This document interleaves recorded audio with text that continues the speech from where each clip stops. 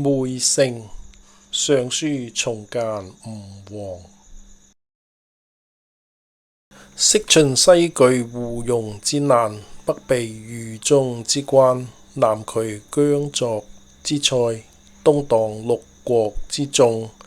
六國承信陵之職，明蘇秦之約，禮荊軻之威，兵力一心以備秦。現秦卒擒六國，滅其社稷，以並天下，是何也？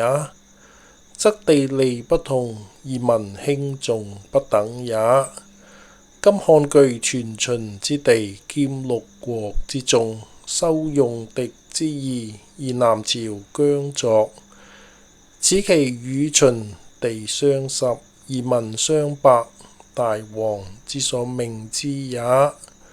今夫殘餘之臣，為大王計者，不論骨肉之義，民之輕重，國之大小，以為吳和。此臣所以為大王還也。夫舉吳兵以至於漢，譬猶迎銳之負群牛，負玉之矢利劍，鋒捷必無是矣。天下聞吳率失職諸侯，原責先帝之違約。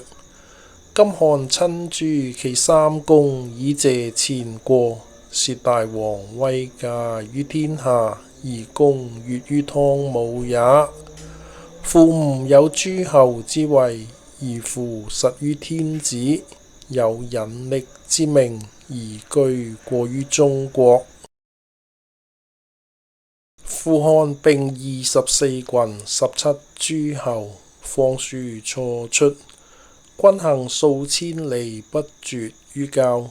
其珍怪不如山東之虎，轉縮西向，陸行不絕，水行滿河，不如海陵之蒼。收至上林，集而離宮，積聚桓豪，圈授禽獸，不如長洲之苑。遊曲台，臨上蘆，不如朝夕之池。深壁高壘，富夷關城，不如江淮之險。此臣之所為大王樂也。今大王還兵疾歸，尚得10半。不然漢之吳有吞天下之心，赫然加怒，遣羽林黃頭秦江以下，襲大王之都。魯東海絕吳之嚮導，梁王昔車騎襲戰蛇，即宿固守，以逼滎陽，待吳之機。大王雖欲反盜，亦不得已。夫三淮南之計，不符其約。齊王殺身以滅其跡，四國不得出兵其郡。